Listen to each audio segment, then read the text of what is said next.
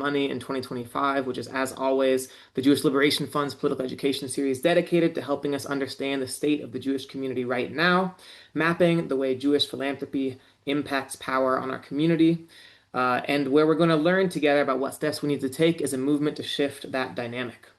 In our first session, Lila Corwin Berman, professor of history at NYU and author of the American Jewish Philanthropic Complex, and writer and activist Danya Rajendra, took us through this moment of grief in the world, the money behind it, and the opportunities that arise in the midst of repression.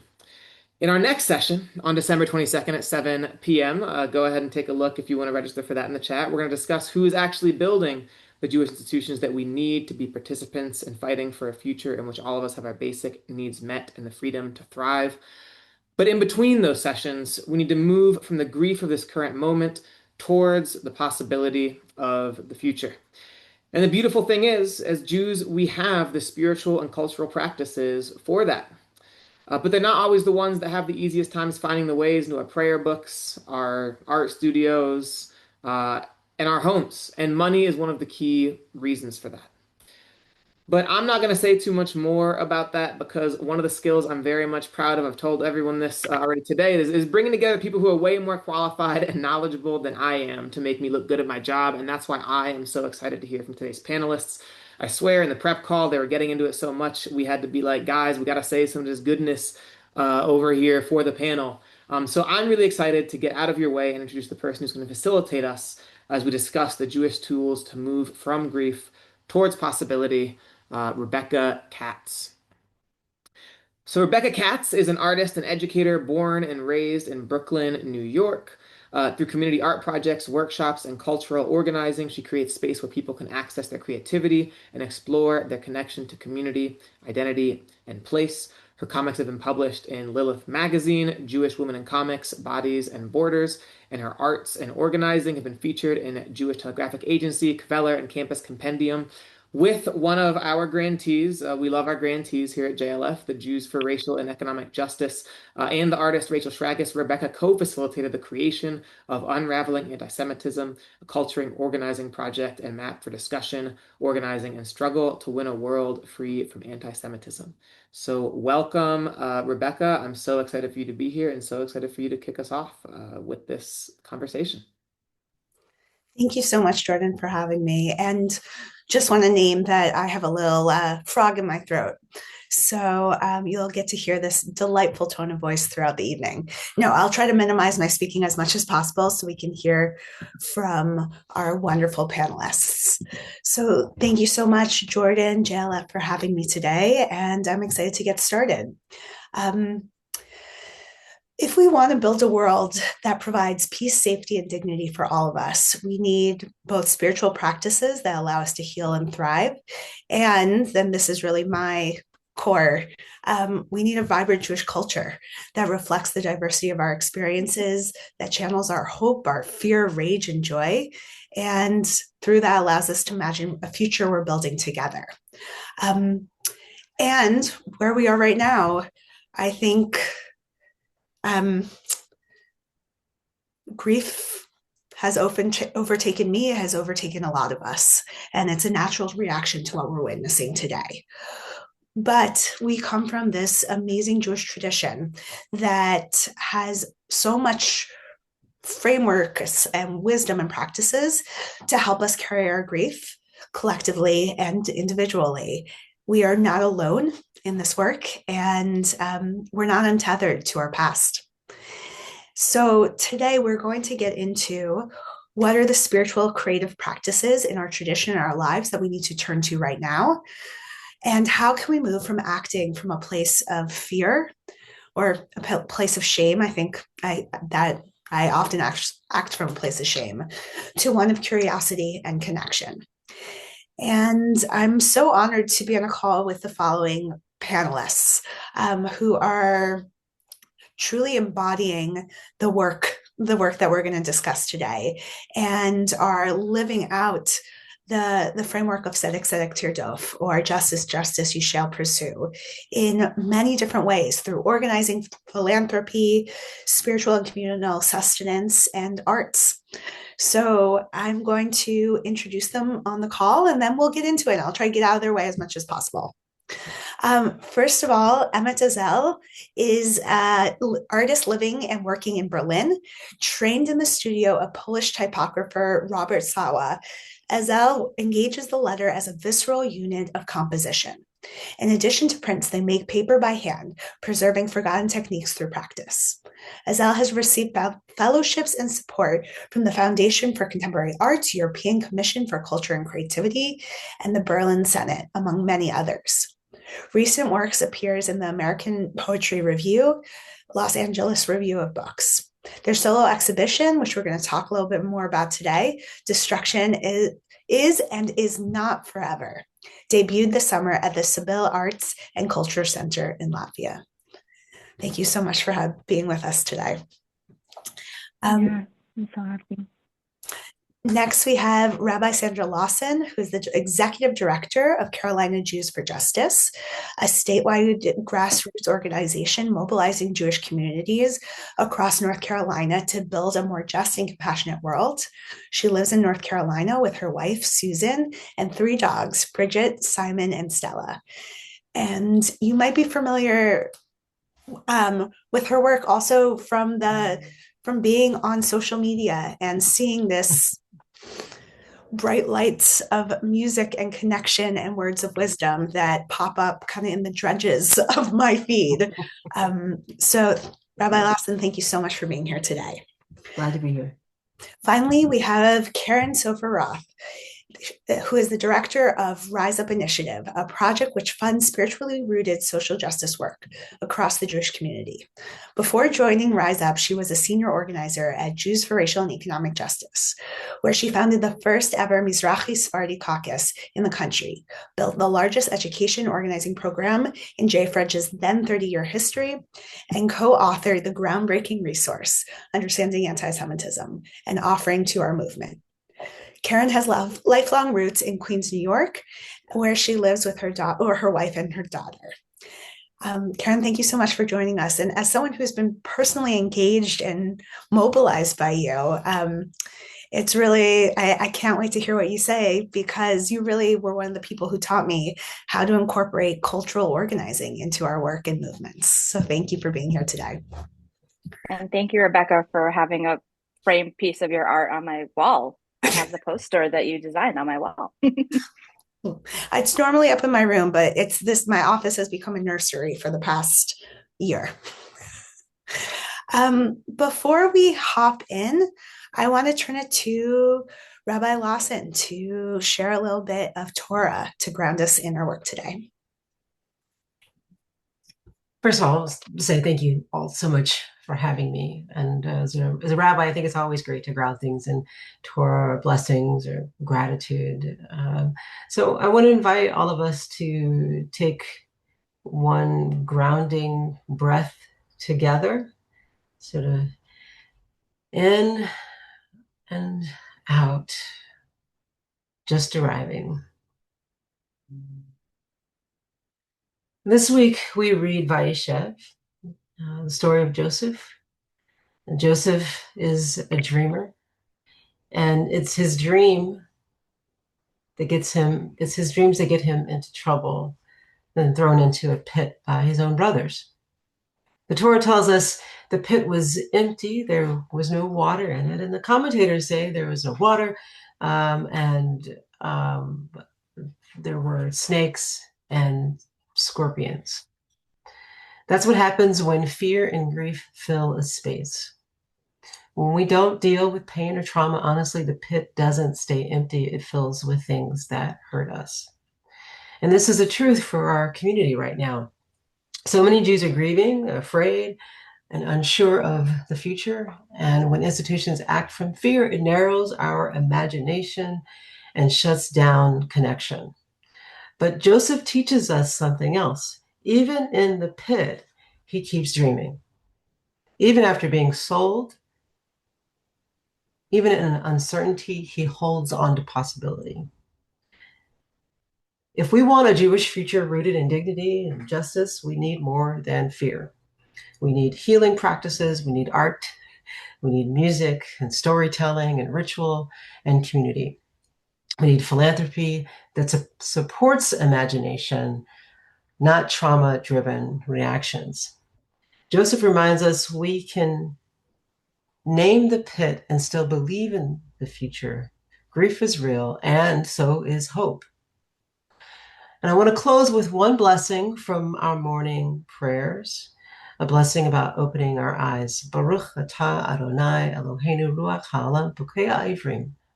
Blessed are you, breath of the world, who opens our eyes to see. May our eyes be opened to possibility. May we find strength in our grief.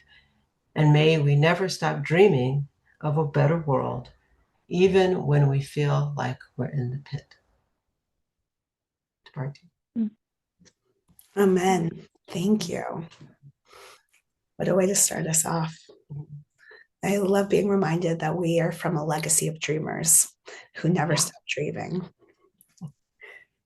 So we wanted to, for our kind of flow of our conversation today, first of all, I want to say one of the joys of having such wonderful panelists is that you have better questions than I could ever hope for. So please jump in, ask questions, respond to one another with all the intimacy and liveliness of our pre-call. And I want to share a little bit more about our arc today. We're going to start with being understanding a little bit more about the philanthropy landscape today.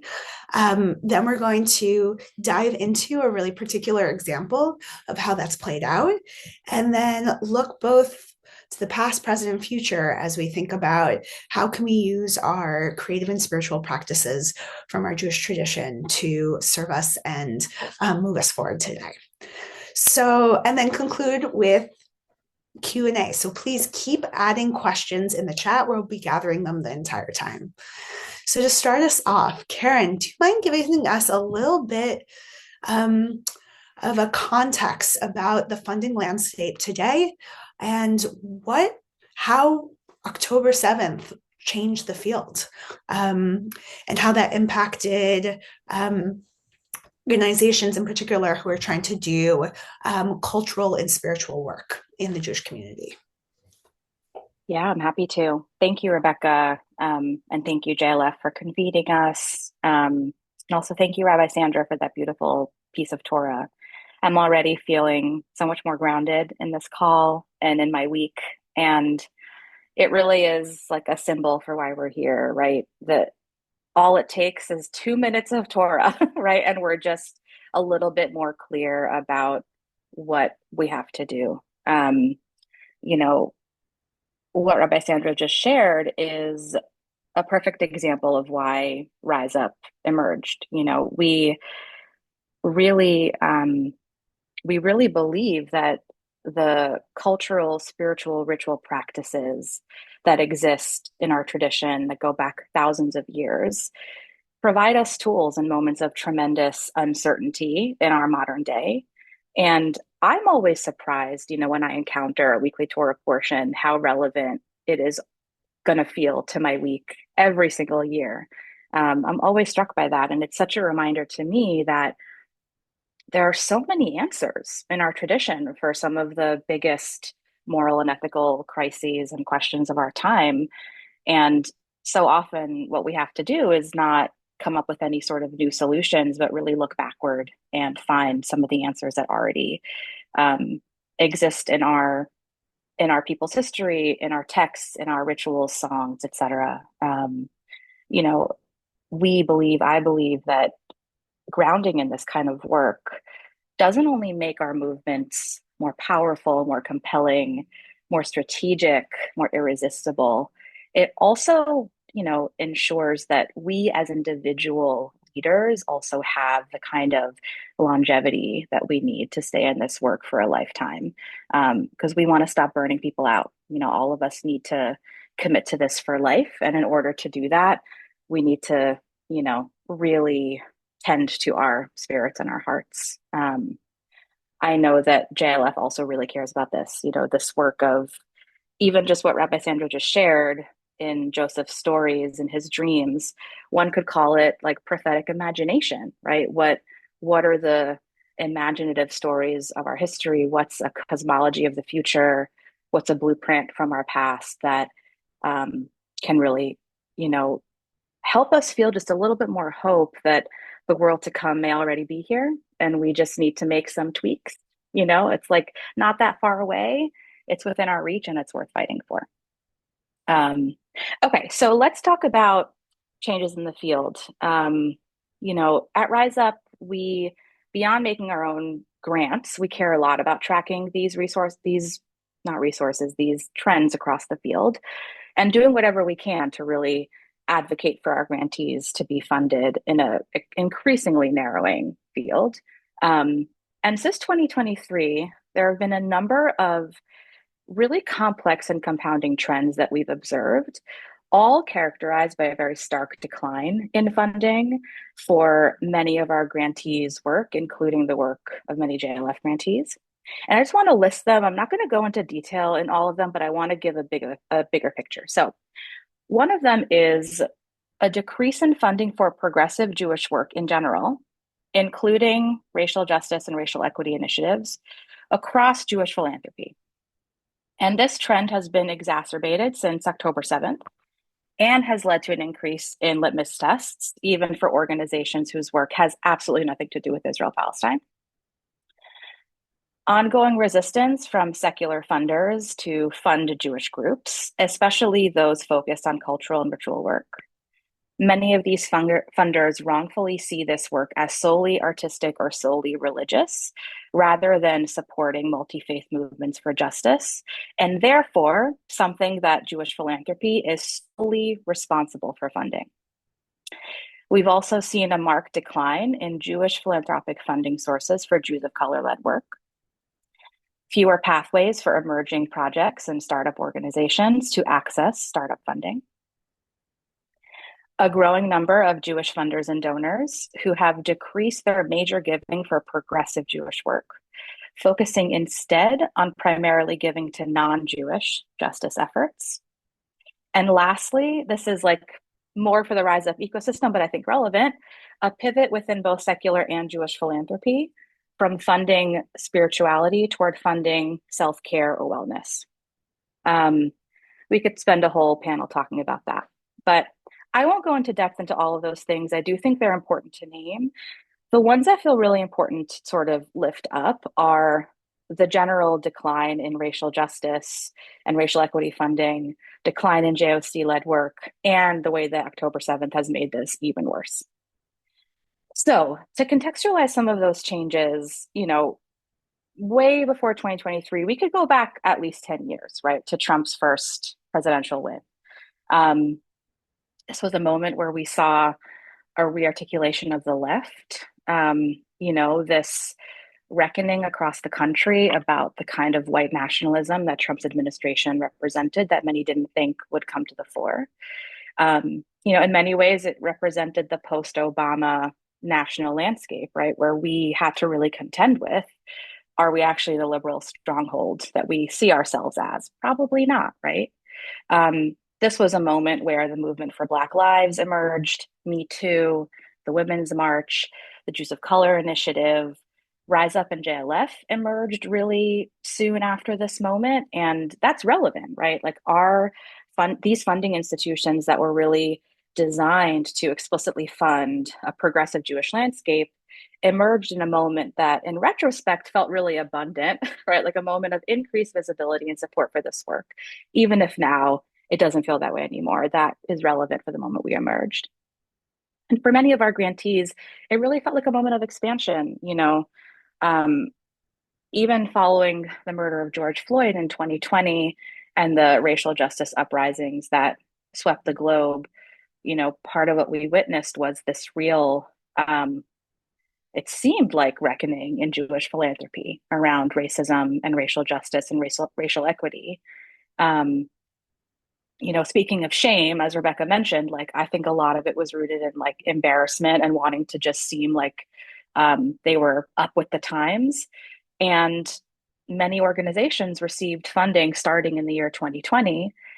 And in retrospect, we know now that a lot of that funding was what you call discretionary, which means it was decided by a program officer with like the remaining 10% of their budget most times. They didn't have to go through formal board approval. They were able to move money quickly, unilaterally, and they didn't have to interface with their foundation board, many members of whom are more conservative, more wealthy, more, as I'm sure Lila Corwin Berman and Daniel Rajendra spoke about last week, more concerned with the task of, you know, um, appeasing capital, right, and being close to where they perceive power to be. Um, and so a lot of those grants were discretionary. And so what we saw was, philanthropy often works in a 3-year cycle. And starting in 2023, we started to observe, many of our grantees share that all of that funding had dried up. And for many JOC-led organizations, the impact was extreme because for an organization to grow with funding that they believe is not discretionary, no one needs to count on their funding in perpetuity, but you still build a budget assuming that the relationship you have with the funder who expresses interest in your work is not just going to go away overnight. Many of those grants ended in 2023. And so, when the October 7th attacks happened, whatever red lines existed were completely rewritten. So the Jewish right sees this opportunity to create an extremely narrow definition of what it means to be an American Jew who deserves funding from American Jewish philanthropy, aligning yourself with a really specific vision of Zionism, and everything else is trafe, anti-American, anti-Jewish. There are lots of correlations between the anti-DEI trend as well. And we also saw this boom in funding for Israel, and really just a sense of how much money we're talking about within Jewish philanthropy that we didn't know was available, right? So within a few months following October 7th, Jewish philanthropy raised an unprecedented $852 million in emergency aid. And in 2024, half of that was still sitting in Federation bank accounts, right? So half of that money is still unspent and up to the discretion of the various federations across the country. And it just is worth noting that kind of money would be game changing for our field, right? Just some perspective, right? So almost done here. I'll just share a few more pieces of information, which is that I recently asked my grantees if they've lost funding since October 7th, and over 80% of them said they had. And over 50% of those who said yes were organizations that were led by Jews of color. And the folks who didn't lose funding shared that, they had values aligned funders, they had a grassroots fundraising strategy, or that they may not have lost concrete funding, but they definitely felt a change in the atmosphere of what kind of funding was possible. And I think unlike JLF, 95% of our grantees don't do anything related to Israel Palestine. So this is just really striking, right? In terms of how the lines have been rewritten. This means that losses of funding are coming down to real or perceived ideological differences between organizational leaders and program participants and their funders, as opposed to the merits of the work itself. This is unethical funder behavior and needs to stop. And the impact is that, we're not only punishing those doing this important work, but all of the people that they reach, the hundreds of thousands of Jewish people, many of whom are unaffiliated, who, that's their only touch point with Jewish community, right? And so, in conclusion, this is like a bit of a depressing picture. I'm sorry to paint a depressing picture, but I think it's just important to have a sense of where these lines have been rewritten, and really to sort of emphasize it doesn't have to be this way, right? We need more funders who are deeply in touch with what Jewish life in America actually looks like today, including real hard numbers about shifts in ideological positions and affiliations related to Israel Palestine, but also related to organized Jewish life. And if we actually want to keep Jews safe and keep Jews engaged, the opportunity for funding this work is clear. So I'm sure we'll come back to more of this later, but just a bit of a picture. Well, even being in the world, it's And having experienced it, it's sobering to hear you lay it out with the statistics and how it's really impacted the field overall. And in a way that, yes, it is deeply depressing and important that we understand the landscape that we're working within. Rabbi Lawson, I wondered if I could ask you to come in a little bit to talk about this narrative of fundraising rooted in fear that we were discussing a little bit, because it feels like not only a shift of what is being funded and where the money is going to, but the very narratives that particularly legacy institutions or Jewish institutions are using have a different tone. They're rooted in fear and rooted in raising alarm about our safety. Yeah. So again, thank you so much. You know, this is really top of mind because we just had a statewide Zoom call. So I know my bio was read, but I just want to give context. I'm the executive director for Carolina Jews for Justice, and we're based in North Carolina. We have a small staff. We cover the entire state. And we are probably the only Jewish social justice organization in the South, because I want to make sure that people don't think I'm trying to say we're the only Jewish organization in the South. And so the call today was having this discussion about the Anti-Defamation League removing its 100-year-old framing of we are a civil rights organization and we believe something, the language is like that our liberation is about to put others and that we are safer by connecting with other communities. I used to work for the ADL. I used to work in the Civil Rights Division. I worked for the national office.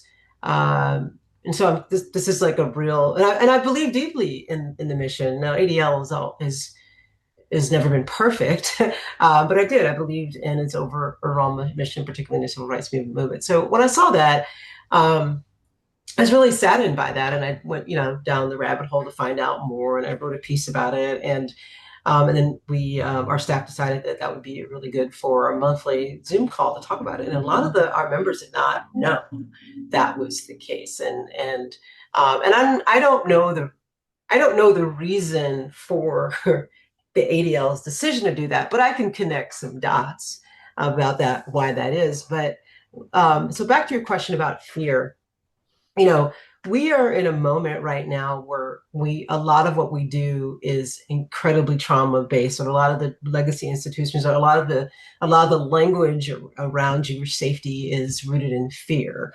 and often not resilience. And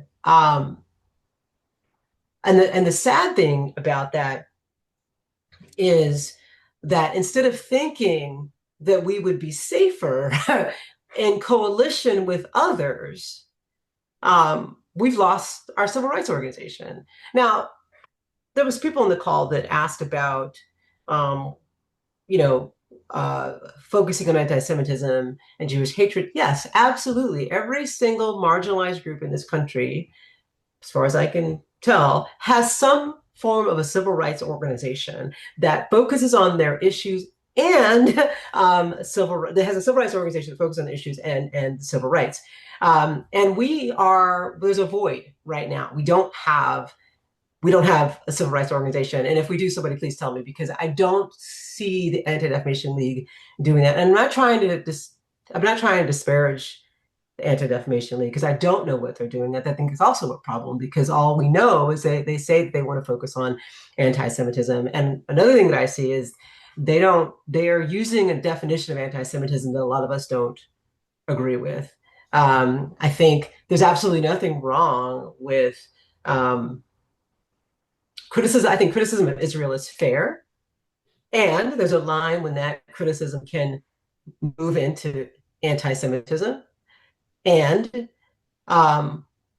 criticism of Israel, the response to that can also be anti-Semitism. So I'm not trying to say that anti-Semitism doesn't exist from criticism of Israel, but criticism of Israel on itself is not anti-Semitism. And I lost my train of thought. It happens. Because we just had this conversation. So I'm like, this is like so fresh, sort of. But this need to focus on fear instead of connecting ourselves with others. The people who founded the Anti-Defamation League understood that Jewish safety was better if it was connected to other people. And so, for example, this fear focus, hyper focusing on the Anti-Defamation League and only on fear.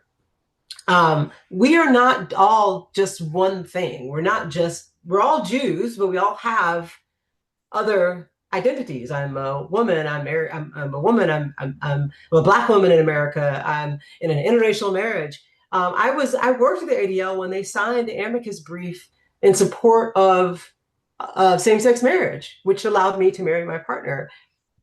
If the ADL has advocated itself from its civil rights responsibilities, who's going to do that with a Jewish lens? And organizing and fundraising around fear leaves so much out of positivity, of joy, and I think that's something else that the Jewish community can learn from the AIDS activists in the 80s, or the Black women, or any group that's been in this country for so long. They have built up resilience on how to deal with trauma. And I think one of the things I think is really sad is by isolating ourselves, that does not make us, it doesn't make us safer. And we all Jews experience in some form or another anti-Semitism, and it's not all the same. As a Black woman, as a Black queer woman, I experienced anti-Semitism at the intersection of misogynoir, as an intersection of feminine, an intersection of sexism and homophobia, and all that, which, for those who don't know, when that happens, it creates new forms of types of discrimination. And I want the Jewish community to lead with joy, to lead with resilience, to lead with gratitude, not with fear. For a tradition that is so much about arguing. Yes. I mean that in the best way, about multiple opinions disagreeing with one another over generations. As one of our most sacred texts, we have lost. Part of what I'm hearing and experiencing this is that we've lost our nuance.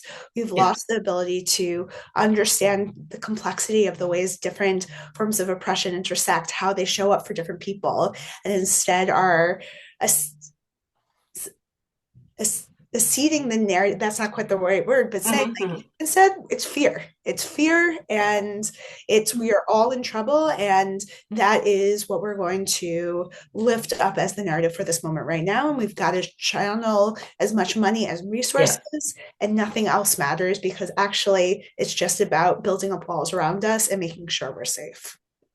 Yeah, and I think also, just to say that we are all coming to this moment from wherever we sit in our society, in our own social locations, and our own experiences, our own age. And so we're not all experiencing this moment the same way. So to act as if this is one thing, or this is we all experience Jewish hatred in the same way, or this is the only way to deal with it, without including a diversity of voices that represent if we included a diverse amount of voices that represent the American Jewish experience, we would actually have a better solution versus like a narrowing of the solution. And I also want to say I really appreciated what Karen was saying about funding, because I know that is, I knew a lot of what you said was real, but hearing you say it made it just sort of like solidified it for me.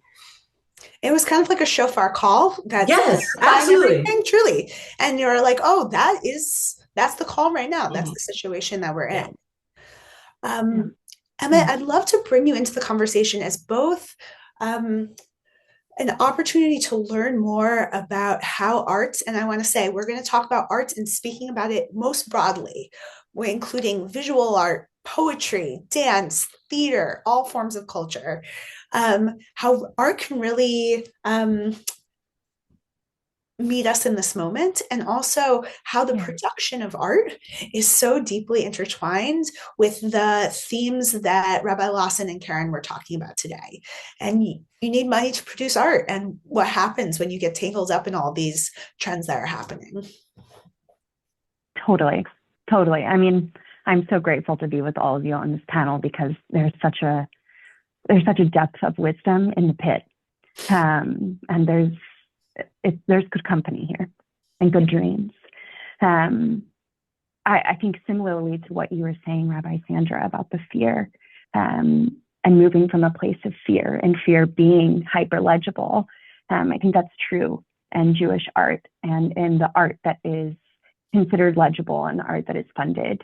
And I think of the job of the artist as the one whose task it is to demystify history, because our history and our heritage have also been co-opted to serve these agendas of fear. We are offered beleaguered Holocaust narratives rather than there's no nuance. Where is the depth of our tradition, of our practices, and of our history? And the art project I want to speak a little bit about today came from this question I was asking of where did my people come from, and why did they leave? Which I didn't have the answers to. And I started researching these questions in 2023, August 2023. And my family is from a very small village in Latvia called Sabile. And what I didn't know was why they left, because my family had immigrated to the United States in 1921. And as I went to Latvia, as I started researching, I learned that actually there was a huge, massive deportation that restructured the entire Baltic region in 1915. And so I was doing intensive historical research and trying to understand, well, why were these deportations taking place? What was at stake? What was going on? I was missing a whole geopolitical context. And actually my family history had been removed from that geopolitical context. And so much, I think, of all the work we're trying to do spiritually in philanthropy, organizing, is actually take that social location and experience and put it back into the bigger geopolitical picture of how is power working? How did we get here? What's going on? So some pieces of facts about this moment in time I was researching. 1915, the Russian army declares this deportation order, ethnically cleanses Latvia, Lithuania, and Estonia. They weren't nation states yet. This is the borders of the Russian Empire. 1915, the Armenian genocide is also going on. But what's happening historically is this moment in which empires are collapsing and nation states are being formed. And part of how that happens is ethnic cleansing. You remove a people and you form a nation state. And what was so jaw-dropping to me in this research was that Jews were impacted, Muslims living in the border region were impacted, Germans, Poles. There was a whole diversity of community that was being eradicated and collapsed. And as I went back over and over and over again to Latvia, I was going back to the pit. I was going back to this site of destruction and deportation and total loss. And really struggling how to do more than just look backwards. Right? This is what you were saying too, Rabbi Sandra, of how do we look at the past and also go somewhere else and not just be afraid to touch that wound, but can we have one foot in the pit and one foot in the dream? How do we do both? And as I was looking for an answer, I looked up and there were these giant birds migrating in Latvia. I mean, the sky was full of them and they made these clicking sounds like, so I'm like standing outside my family's home that I can't enter. Everything is ruined and there are these birds. And this bird is called the white stork, or the chasidah in Hebrew, or the lak-lak in Arabic, for the sound they make, the lak-lak-lak-lak-lak.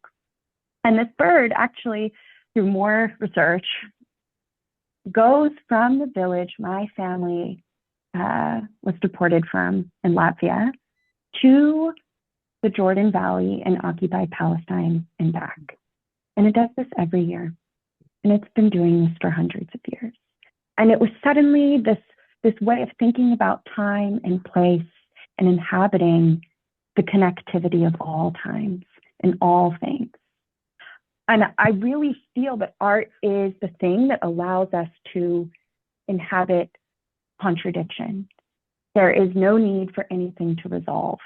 We can be with the complexity, we can be with the grief, and we can look at the sky. So I ended up taking all of this historical material and writing poems about my family's ethnic cleansing. I was eating the plants and like spitting them out. I was swimming in the fields. I wanted to get my body in the land and the land in my body because it knew something. It knew something I couldn't access. It had a 200, 300, 400 year depth. But a huge piece of this work that was very challenging was the funding. Because of my solidarity with Palestine in Berlin, where I live, I had a $7,000 grant that I had already received be withdrawn, be pulled. So that I was like losing funding for my solidarity and work in organizing for Palestine on the one hand. I was being offered funding for this project by the Latvian Jewish Reparations Fund. They committed $10,000 initially to the project and then ended up giving us only $6,000. But it was extremely complicated for me because this organization actually has a giant side fund for the IDF, for the Israeli Defense Forces. And my entire research project and the art project itself, the works were going to hang in the Contemporary Art Museum of this village, which is actually my family's synagogue, which was abducted by the state and turned into an art center. And so there's all these contradictions, like who wants to support radical work about the impossibility of return, right? Like I was researching that you can't actually go back. And I was trying to connect that with what was happening in Palestine and the role between ethnic cleansing and nation state formation. And I'm being cut on the one hand by the radical socialist arts funding, and I am being supported by the Latvian Jewish Reparations Fund. And how to, I'm losing money, I'm gaining money. Things were, nothing was happening the way it was supposed to happen. And miracles happened, horrors happened. But I think it really, I was in this moment of what do I do as an artist? How do I make the work happen when, where are my values? How do I make the work happen when the funding and my values are in contradiction? I love the left. I love us. I'm also, I think my fear comes up when I think, oh, and how are my people going to respond to this moment when I'm receiving funding from the Latvian Jewish Reparations Fund, but no other Jewish funds are going to fund my work, and no culture funding is funding my work. I mean, in Berlin, we lost our entire cultural budget to military spending this year alone. The next 2 years are in a similar trajectory, and cultural work is slow. You know, the project itself took 3 years to produce. How to translate those deliverables? It is faith. It's a faith practice. Emma, it sounds like you're in a triple bind. One, it's so hard to get this work funded in general because the whole measurable deliverables that so many funders want doesn't translate into the transformative artwork that you're doing. Then you have the litmus test of not being pro-Israel or not being, and that be translating into not being Jewish enough. And then you have the litmus test of who do you take money from and does that meet your values? And you're on every front then you're screwed. I think there's one other piece I want to lay out, which was how the work was received. And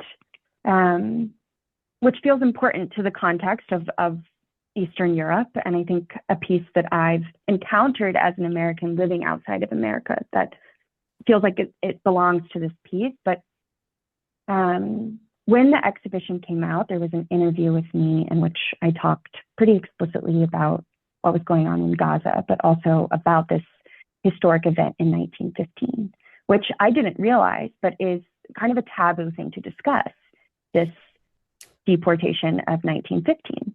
And the local historical society actually ended up calling on the state of Latvia to boycott my show, that everyone in Latvia boycott this exhibition, not for solidarity with Palestine, which I think I was expecting, but actually because of the way I was importing Jewish myths of the past.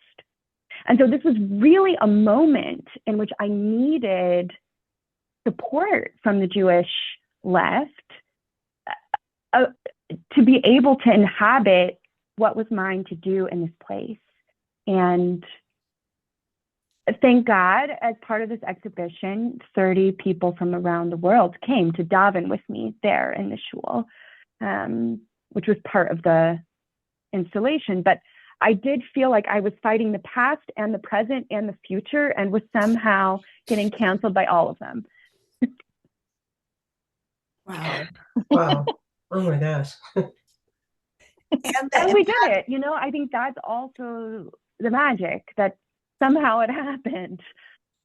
And you gathered 30 people to pray in what was formerly your family's synagogue, to say out loud the Jewish prayers our people have been saying for generations that have not been heard there in what was 110 years. And through all that, that is those walls echoed with those prayers. It also Totally, wouldn't be good art if it didn't challenge people. Right. I think that's true. And you know, to challenge the past, present, and the future, how do we do all three with our funding, with our art, and with our Torah work? This to me is what we're trying to figure out in the pit. I love hearing seeing in the chat this celebration of art as a way to hold nuance and complexity and not resolve it and make easy narratives or easy endings, but really allows us to work through this moment. So I want to open in here, what is a spiritual or creative or spiritual and creative practice that you have been turning to, either as an individual, as a community leader, as a funder, or all the other things you are in your lives, to really not just address the grief that we carry with us, but stand the complexity of this moment? And so I want to say, yes, please. So like, jump in and take us in a different direction. I'll answer that, but I was just reminded of something that I think part of this fear thing is this sort of like zero sum game. Like if I don't know, like if you get something, I don't get something, and but also the this. So, like, if we've only had one narrative our whole life, because I talked to a lot of young people who, this might shock some of you, but some young people in our Jewish community and older people feel lied to too. But I'm not going to go there. But you know, if you've only been fed one narrative, whatever that narrative is, and then when the ground shifts and other narratives start to take hold, that creates fear, and people treat it like a threat instead of what it actually is, which is uncomfortable. But it's not. It's not a threat. It's just it's equity. It's equity. Yeah. Meaning there's a balance of like of narratives. But sadly, many people in our communities right now, because other narratives are being lifted up. So, for example, the big elephant in the room, you know, when I hear so often that when people say things that sound pro-Palestinian, that somehow means that that's Jewish hatred, and I'm very confused by that. I understand the uncomfortableness around it. I totally get it. but it's not. It's not wanting to destroy the other. And there are also some players that probably do want to hurt Jews, but just being pro something does not necessarily mean against something else. But that's back to this: if you are pro something, you must be against something, and that's kind of thinking that doesn't work well. Now, back to the question that you asked. So like my personal thing is I totally believe in a gratitude practice in the morning, whatever that is. Music for me, it gets me, music and prayer or blessings get me out of my head and into my heart space.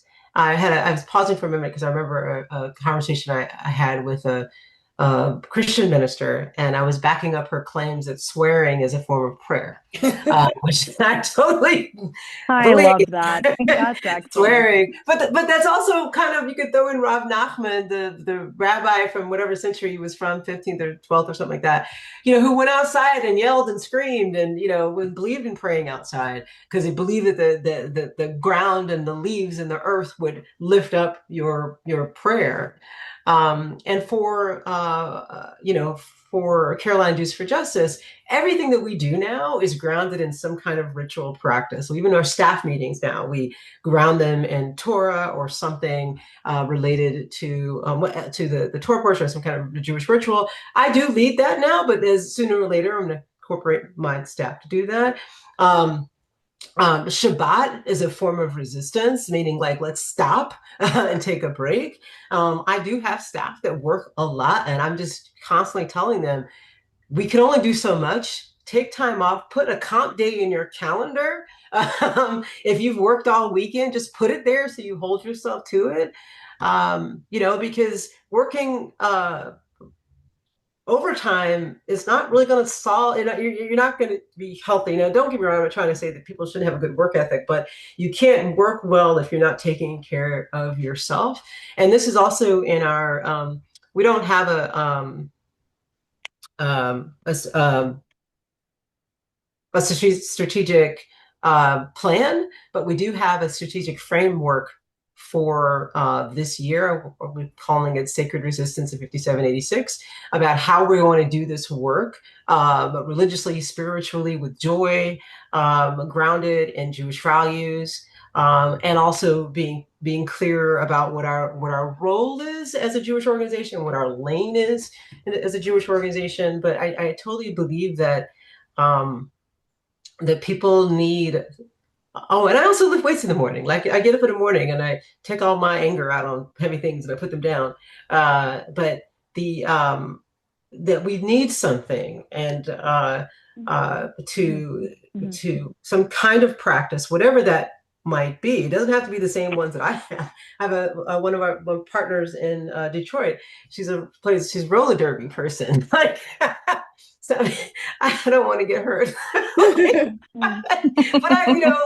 we all need some kind of outlet. And I think also for women, how we're socialized, sadly, demure, that, small, don't take up a lot of space. I'm guilty of that too, but some kind of practice, especially that's rooted in some kind of strength practice, whatever that might be, is also great in this environment of where we're often not seen, or our perspectives might be secondary to others.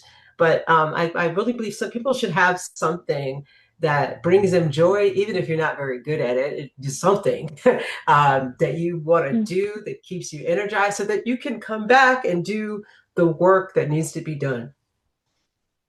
It makes me think about, I'm wonderfully familiar with Jewish traditional practices for addressing grief.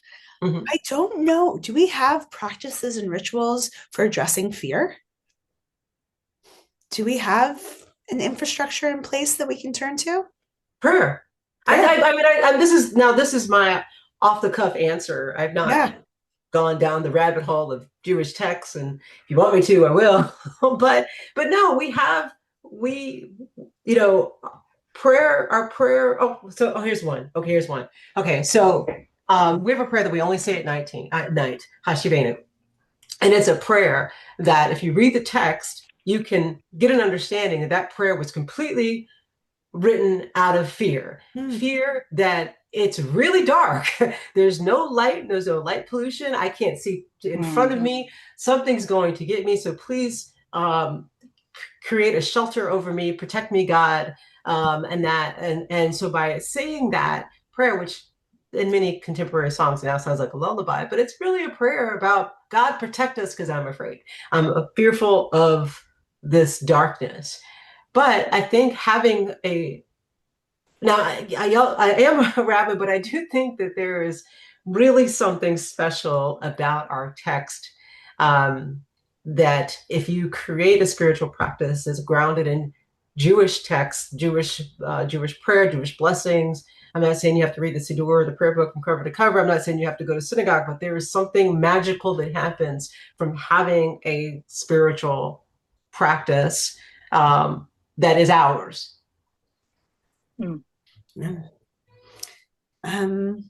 Sorry, Rebecca.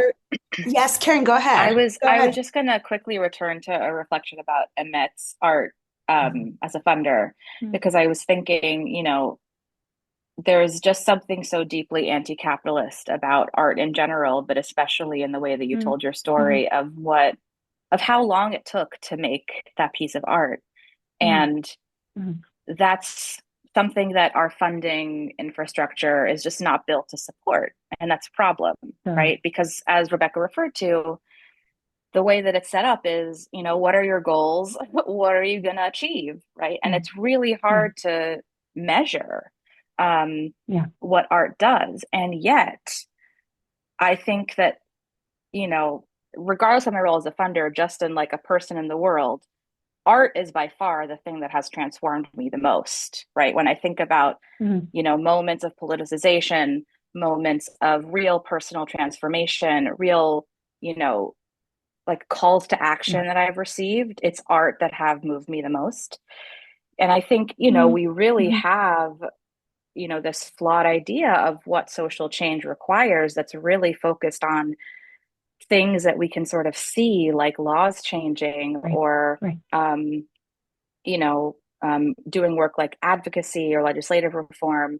And the work of changing people's minds is the hardest thing to quantify and takes the longest time. It takes generations, and yet is arguably the most important thing. And it's not only done through education, it is also done through things like art, culture, ritual that, you know, like you described, actually sort of both disarm us and get us out of our heads, and also like the process of becoming embodied is so disarming, and there is so much wisdom in the body. Like you talked about what it was like to be in Latvia, and there was something there that you felt that you couldn't quite articulate, that your body understood before your mind did.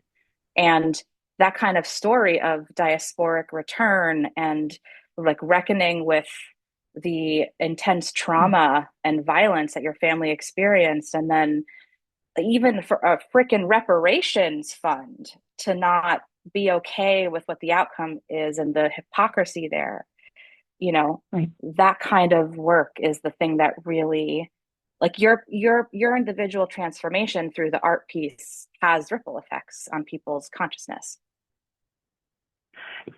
Absolutely. And as part of the research, I went back to this village every summer for 3 years. Like I know people there, everyone knows me. There is something getting worked through. And like you said, this was all made from a place of unknowing, which I think takes us back to the fear. And if we're afraid, we can't grieve. And I needed to grieve my eyeballs out. I needed to vomit grieve, and I needed to touch. I needed to touch the wound and know it was real, and know the architecture, the precise architecture of my erasure. And knowing that precise architecture actually allows me to figure out, well, what then to make? What then to do with this pit? but I need to know the size and the depth and how many people are in the pit in order to make anything at all. And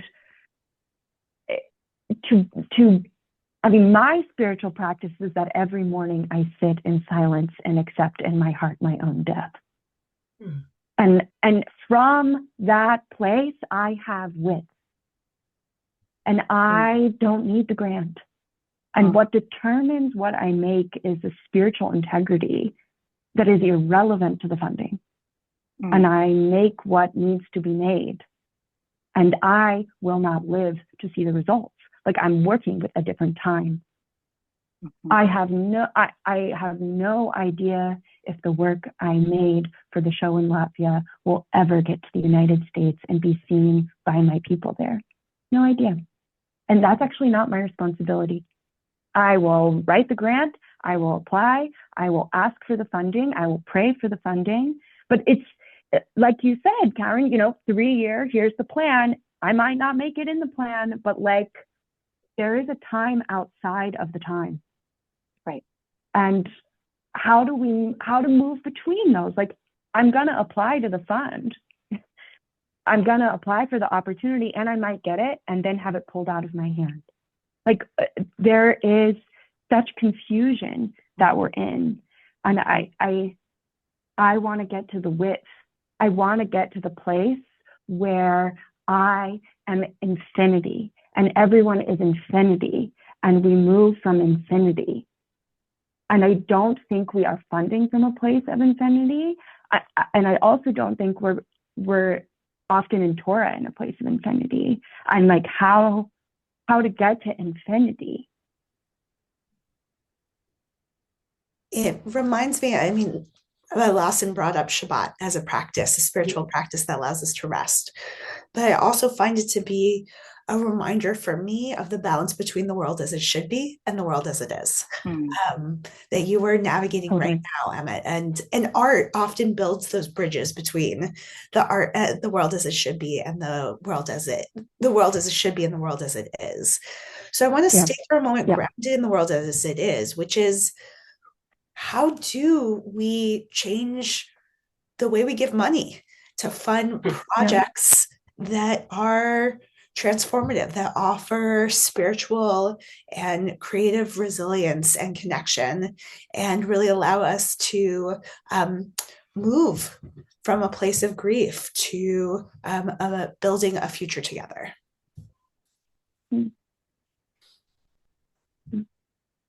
So it's interesting because so I've been the executive director since June, and anyone who's new to a role, I'm still listening to a lot of people. But one thing that was very clear to me during the interview process is our funding was out of whack.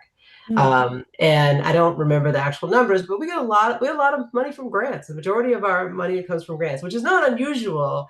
But the difference in our grassroots funding was off the charts. So I made it clear that we needed to fix that. So completely straight, we have our calendar's a regular calendar, like our fiscal years goes from January to December, and so there's not a lot of room in our budget, and we are committed to increasing that grassroots funding. So yesterday I was at one of our members' homes who loves our organization, wants to do whatever she can, and is excited that I'm the executive director. And she brought in high profile donors that I did not know, which makes me maybe quite nervous because I didn't know these people. I don't mind talking to people, but I knew it was going to be intimate, and I didn't know anything. I didn't really know them. And our staff person who was responsible for it, he was telling me that these are high-end donors, we can expect this much money, and I was just like, and he wanted to like be clear about the things we need, and like, but fun people want impact. They don't, they don't want to know that they do want to know that, but not that we do need to hire people, but I didn't want that to be the focus.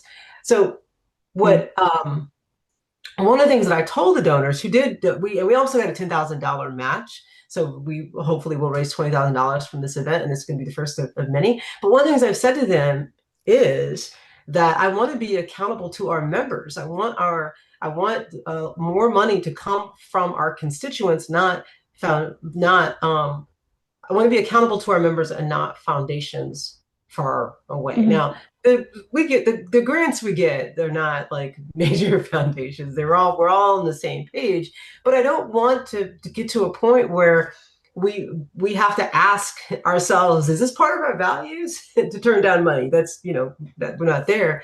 But that's one of the things that I'm trying to lean into, to get people to get donors, get our members to understand that if you support supporting our organization, volunteering is great. And I want to be accountable to our members, and I want to work on issues that North Carolinians want us to focus on, not some donor far away from us telling us what to do. I mean, practically something that changed my life, accountability. But as an artist, what allows me, when I'm thinking about like this question of structures and what structures allow us to get to the place we're trying to go, what allowed this project to happen was that I was awarded what's called a working stipend, which basically funded my life for a year. And I was given 40,000 euros by the state, and there was no deliverables, there was nothing. They just said, go make. And it was total trust. And what happened was Latvia, and destruction is and is not forever. And I think this is not how we think about funding. There's very little trust in the organizations or the artists we're funding. And how we conceptualize funding is often, you need to have a specific project, or you're funding to hire, or you're funding for X. It's not, here's to live, which I'm speaking as an artist, that is what I needed. I needed extra funding to buy a bunch of materials, to experiment, to not be in a space of fear and scarcity financially, materially. And I think this was something that blew my mind, as you could just fund an artist for a year. You could fund an organization for a year. What ways of funding have we not even imagined yet? That aren't necessarily about the deliverable, or that aren't stuck in this, how do we measure success? When so much of what we're trying to do are things that are not yet here. The fruits of our labor are not yet so ripe all the time. They need more time in the ground. I so appreciate all of these reflections, and to me they're so concrete, right? The fact that all of us just need to be better at grassroots fundraising and fundraising from within our community is hands down one of the things that will make all of our work more sustainable, because the mainstream is not budging, right?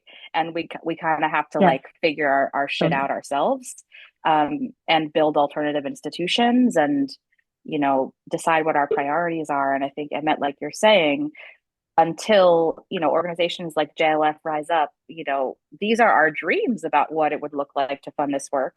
And also, we're all fundraising too, right? We don't have endowments. We're still trying to raise every single dollar that we're moving to our grantees. And so, those things are just real. I think sort of big picture, when I imagine what would it look like to actually fund this work, I dream about the wealth transfer, of the next generation and all the family foundations turning over, and the kind of long-term organizing we have to do among, people with wealth, Jews in these institutions, because we're talking about, literally millions of dollars that is being spent by our institutional Jewish community to fund a highly specific experience of Jewish life in America that is very important, and also really misses a vast array of expressions of Judaism that are really worthwhile and are frankly the future. So, we have to sort of do the inside game, outside game, agitating externally, building our own institutions, fundraising internally to beef up our own reserves at the same time. Can I say so? One thing that I just want to add, that I've had lots of conversations with folks over the years Now, I understand the largest population of Jews live in New York, and then you go to Los Angeles, and then Northeast Corridor. But after that, the majority of Jews don't live there. They just don't. And you know, when I hear messages like you can't partner with these folks because of this, or you can't partner with this, or whatever, however that gets framed, I live in the South. I'm not trying to live anywhere else. I actually love it here. And that means coalition work. That means partnering with folks on an issue, even if I don't agree with them on a different issue, but we could come together. And that's what coalition work is supposed to be. And I personally have been frustrated in my entire rabbinic career with the overall idea that, whether they say it or not, that Jews live in New York. And all the language and all of the imagery is New York based, but that's not the reality of the majority of Jews. And I told this to a friend a while ago. I can take information that I'm supposed to use from a New York-based organization because I've lived in the South most of my adult life. I've also lived in the Midwest. I can take that and I can translate it in a way that works for my constituents or for my partners that I'm in coalition with. Many of my colleagues can't do that because they're not from here. So they can't use the material because they haven't quite figured out how to talk, like, or be in relationship across whatever, I hope you get my point.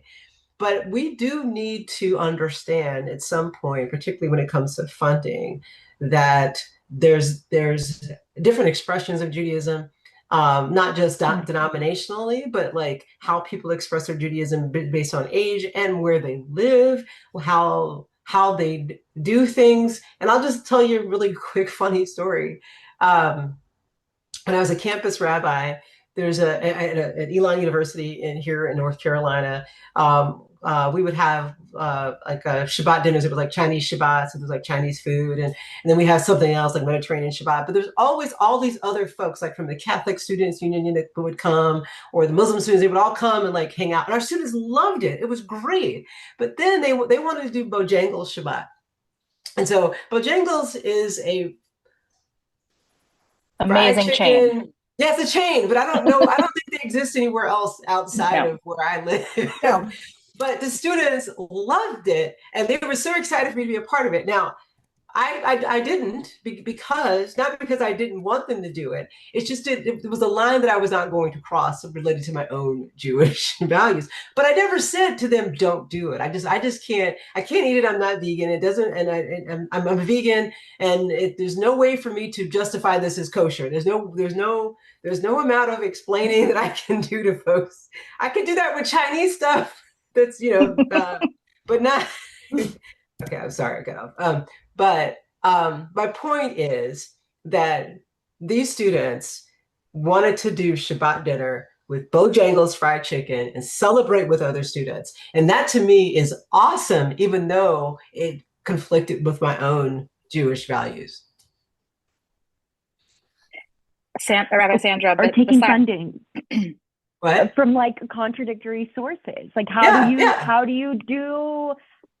be in the room with more? And I think in this moment when everything is narrowing, that is a strategy. That is what we need. And, similarly to all Jews live in New York is the false myth that all art happens in New York. And I actually think we desperately need funding and spiritual work and art that is not at the center, that is somewhere else, wherever that somewhere else is.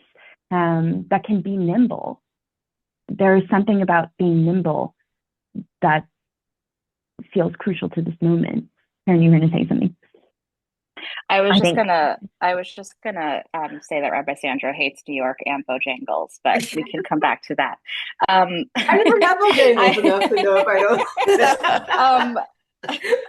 I was just gonna say that, speaking of these like different expressions of Judaism, in 2020, the Pew Center did, their decade long study of the Jewish community, as well as many others. And 65% of American Jews reported that they don't belong to a synagogue, Yeah. right? And so, like, what that means, that is represents a lot of things, right? It doesn't represent that synagogues are bad. We love synagogues. We need more synagogues and more spiritually rooted, like more social justice rooted synagogues. And yet it shows that something is different, right, than how many who hold leadership in our communal institutions and foundations understand Jewish engagement and Jewish life. And both of you just shared different examples of like different ways people are engaging with their Judaism. How would they have filled out that form? We don't know. But if that's the only signifier we're looking for, we're missing something. And that directly correlates to a lack of funding for the kind of work that all of us are engaged in, because the establishment is only really looking to synagogue membership, camp membership, day schools. Like that's pretty much it. And birthright. Can't forget birthright. All right, Wanu, we had some wonderful questions for the Q&A, and looking at the time, I wanted to at least get to one, which is, I'm going to shorten this a little bit, which is, how do we hold space for grief and shame and metabolizing those feelings as we invite new imagined futures? How do we validate the real loss of identity, community, and relationship as we figure out what we need to shed as we move forward in the long term? Rebecca, can you put that in the chat? Yes, I would love to. I'm a visual person. I understand it, and please correct me if I'm wrong, if this is your question, is how do we not just move through grief or say that shame doesn't serve us, but actually honor the fact that many of us are in a moment of shame and grief and fear right now?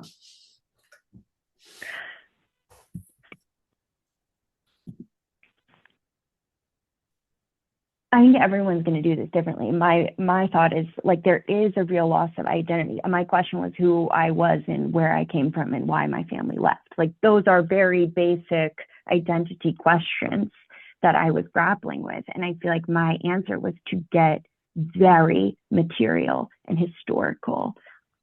I needed real ground to touch. I needed to go to the past, not in an imagined way, but in a very specific way. I mean, I'm joining this call from Lublin, Poland, which was the center of Jewish book printing and so much mystical, wonderful, vibrant life for 500 plus years. I mean, there is a real material depth to our tradition and a historical depth that I think we've been deprived of educationally. We've been fed substituted, collapsed narratives of who we are.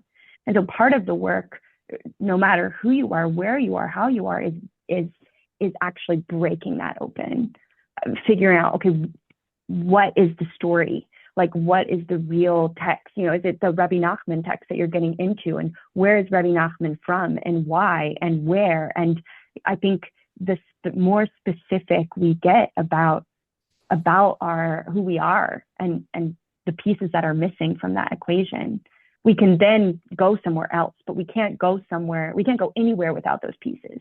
We need to know who we are and where we came from and why we left. And we need the precise architecture of our loss so that we can go somewhere. But without that, we can't, we're still missing those pieces. I don't know. Those are my thoughts. Karen, Sandra, I want yours. Well, I think just like you're saying, we can't actually imagine another future until we reckon with our grief, shame, and loss. I know, Rebecca, your art touches a lot on this. I feel like I've looked at your comics while breastfeeding and just thinking about, like, I say it's relevant. I'm not just referencing that for no reason, because like your comics really sort of, I had my daughter 2 months after October 7th and was in the sort of postpartum bubble as like I was reeling and everything was happening. And I actually couldn't really feel what had happened. I didn't have space for it. And that actually feels like a continued experience as a parent of it. It's really hard when you have so many demands on you to really become embodied in what's really like extremely painful. And I know your art touches on that a lot. I was talking to Zahara Zahav, the director of organizing at Jews for Racial and Economic Justice, former colleague of mine, about what her experience has been organizing Jewish people since October 7th. And, she was telling me JFERJ has experienced this surge in membership, and also that she's witnessed a lot of people since October 7th are really turning away from Judaism. And I can understand that. I think unprocessed grief, shame leads to, okay, let's get out of here, right? Like these aren't my people. Who, like, what are they doing in my name? And also if our religious community cannot hold Palestinian humanity, it is not for me. And I need to find my spiritual community elsewhere. And she said to me that both things are happening, but part of what our task is as organizers is not just offering the alternative, but also like offering a vision of Judaism that is not defined by violence and annihilation and our role as oppressors. And actually, in order to get to that point, we need to reckon with that and offer like concrete, joyful alternatives that, stop us from being just stuck in all the things we are not. So I had a conversation. So I'm fortunate enough, and it's a blessing for me. I get to work with Rabbi Susan Talvi every year, and she's just an amazing friend now. And we were put together, and we have this wonderful conversation that we turn into a workshop around, it started with, how, making our communities more inclusive, and we cover all kinds of things from race and racism and things. And so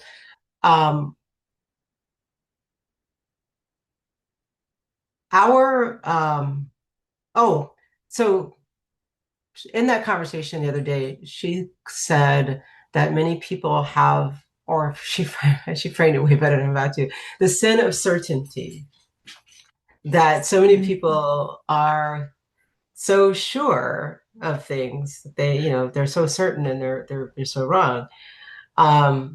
And our sorry, there's an action back there. That our text, we have Mourner's Kaddish, we have Ritual for Grief, we have Mourner's Kaddish. And depending, and one expression in Mourner's Kaddish is for 11 months, you do this practice, which many people might want to not do.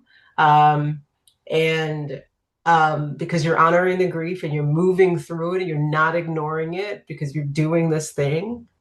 And we also have Shuva, when people miss the mark or people make mistakes, and you're not supposed to just go. You're not just supposed to do one step or skip steps. There's a step to that, and both of those things are so that we can return to be our better selves.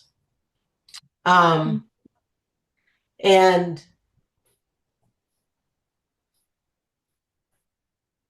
holding space. I'm rereading your questions. I have three dogs, and my wife was up here messing with one of them. I don't know what was going on, so it totally distracted me. Sorry about that. Okay. So one of the narratives that we tell ourselves, or one of the stories that gets uplifted, is that after the Second Temple was destroyed, people didn't know what to do, and Rabbinic Judaism won out, and that's how we are. And there's a whole complex, long history of how that played out. And one of the ways that we can deal with grief is by telling fuller stories of who we are and how we got here. Because it wasn't just as easy, the rabbinic version of that ran out, became the de facto Judaism today. There's other narratives and other stories. And I think that when we tell a fuller picture of who we are, we can, it helps us move through grief, and actually we will come out better in the end. And also, even though the rabbinic story won out, we still survived. Like, we're still here. And I don't want to just us. I don't want us to just survive. I actually want us to thrive. I mean, survival is one way, but I also want us to thrive. And so, all that to say, telling fuller pictures of ourselves, and we do have rituals for grief, and not and uh, I'm bringing in another teacher, Rabbi Levi, who talks about. My brain's just not working right now. Oh, the mystery. All of this should be a mystery. We shouldn't be running around acting like things are so certain. God should be a mystery, because if it's not a mystery, then you have fundamentalism. So there. Sorry, that was long. No. If you don't have mystery, it's fundamentalism. I will quote that. So I know there's so much more we could say, but we are close to time, and we wanted to end with some art, with some poetry from Emmett. Yeah, happily. I'm going to read this prayer through twice. Prayer, poem, yes. This is a poem called Ernest Pilford Prayer. I awoke to the sound of blithering geese, my body attuned to their cries. It took me many years to be impressed by anything other than loss. What was my excuse?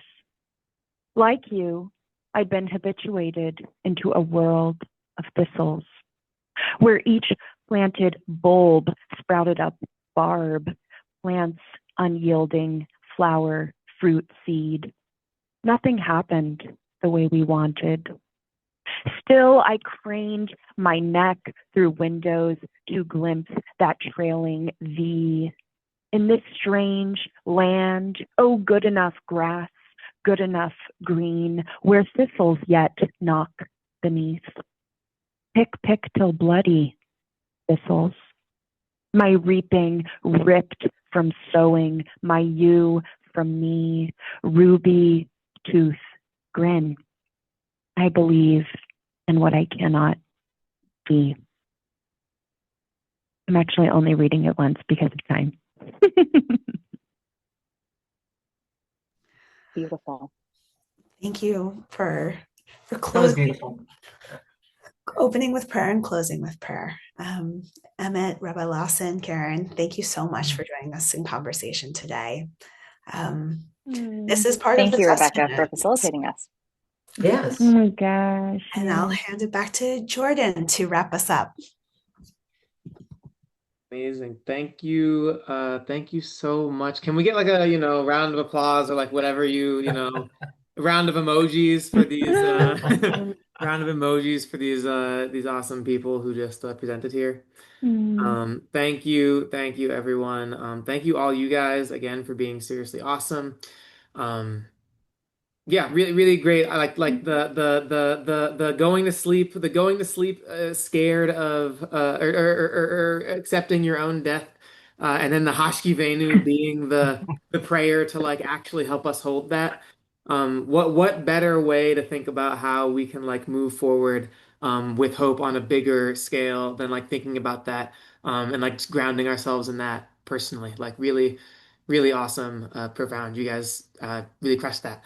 So I'm feeling that sense of hope and possibility. If you want to come and learn about the people who are actually taking this hope and building these institutions, our next session is 2 weeks from today in the evening, December 22nd at 7 p.m. Eastern. The link should be getting posted in the chat right now, might already be there. We're going to talk with leaders in the Jewish progressive movement, including our director, Joanna Ware, as well as Ariel Angel from executive editor-in-chief of Jewish Currents, and Rabbi Alyssa Wise of Rabbis for Ceasefire and Jewish Diaspora Project. If you want to know more about how leaders in our movement and at JLF are thinking about the conditions and building them for an enlivened, thriving, and successful Jewish left, join us next week. Thank you so much, everyone. Really appreciate being here, and see you on the 22nd. Thank you. Thank you. Thanks, Jordan. Thanks, JLF. Thank